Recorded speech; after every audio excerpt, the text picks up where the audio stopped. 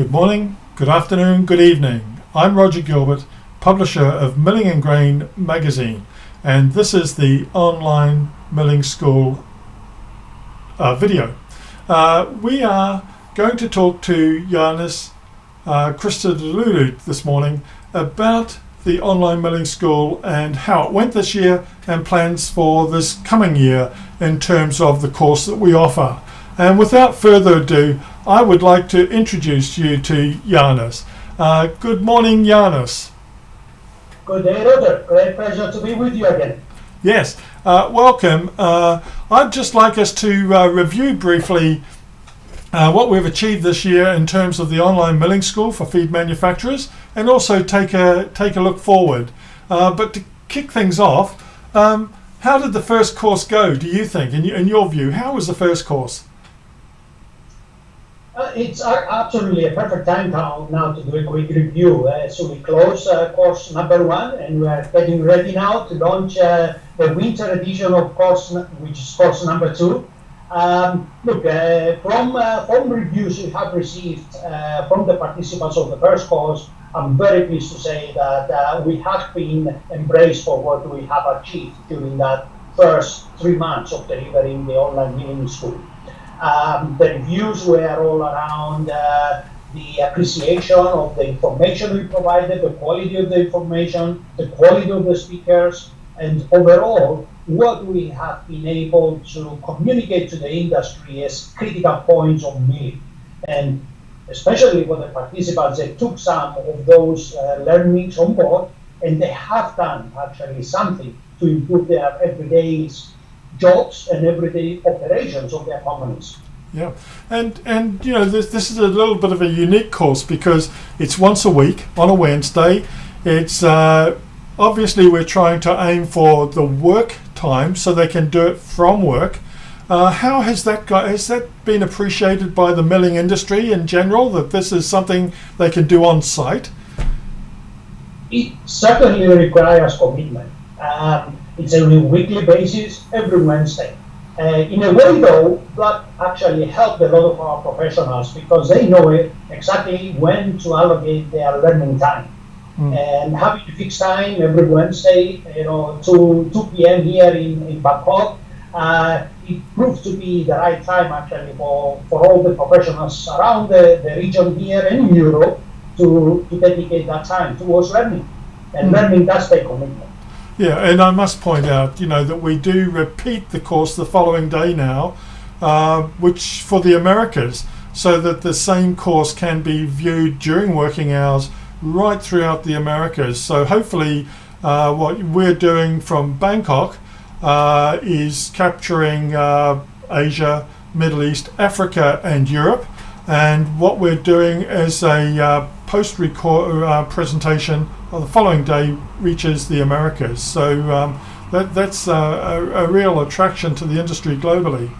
My next area that I want to touch on is this certificate idea. How a certificate for completion of those 12 sessions, how's that been received? How many certificates have we issued? Well, firstly, around the certification, it's a great pleasure to actually see that the participants do ask to receive their certificates. And I guess this is a testament for the value of a certificate of completion for the professionals that come on board, and also for their companies to really monitor that their staff are passionate about learning and improving and doing something better for their company. So that was great. Up until today, we do always get the request of, can I have my certificate for those that have completed the on-demand courses that we had last month, right? So that's absolutely fantastic, and it's great pleasure actually to see that nearly half of all the participants we have managed to complete all 12 sessions we had, and they have managed to receive their certificate. So that's well done to the participants, and also to the field organization for taking that extra step to provide those certificates. Yeah, I think that's a valuable addition, particularly to somebody who's obviously got a career in the feed manufacturing and wants to prove to to their organization that they're a committed employee, or even for those who are looking for advancement with other companies. So I think and also from my point of view, it kind of levels the playing field a little bit in feed manufacturing terms, where what people know in one country they're also able to learn and understand in another, and I think across borders that's very valuable. But you've had attendees express their opinions on the course, and but what about those who support us, the companies who pay for their staff to attend, or even sponsors who have joined us through the first course? What's their interpretation? Well, I mean, what a great initiative from these companies. Giving back to the industry, supporting the industry, it's a great gesture. And we do, as a team, appreciate that support as well, because it does help us to keep going and getting better and better. And I'm sure we can discuss about the future plans as well before we close today. But overall, I mean, the sponsors, it came in two levels. Sponsors from companies, they are specialists in feed milling and feed milling equipment, and they came through to provide the latest know-hows, the latest technologies, and help their own customers to utilize their machinery better, or any machinery better. And the second level that came through is actually from animal health and nutrition companies, and those primarily wanted to contribute something back to their customers, to say, hey, we do think about you, we want you to have a better business, so we do have a better business. And overall, holistically, that's a great approach. As we all grow, we grow together, and that's the aim. And I hope that the sponsors did achieve the values they wanted to out of the program. I hope they did achieve the exposure. But from our side, we're making sure that we do recognize the sponsors that are behind us all the time and as frequently as we can. And I guess, Roger, you have been doing quite a lot in your magazine as well about this, right? Oh yes, we've been promoting it. I mean, we're fully committed to the online milling school. It's very much now part of our magazine structure, and we'll be reporting on the developments and the progress of it every issue. And what is fascinating to me is that this is something we can give back to the industry and help the industry. The same as, we appreciate those companies who are suppliers to the industry, who are supporting their customers and helping them feed manufacturers onto the course. And it's very, very valuable for everybody concerned. I mean, there's a big payback or win-win for all those involved.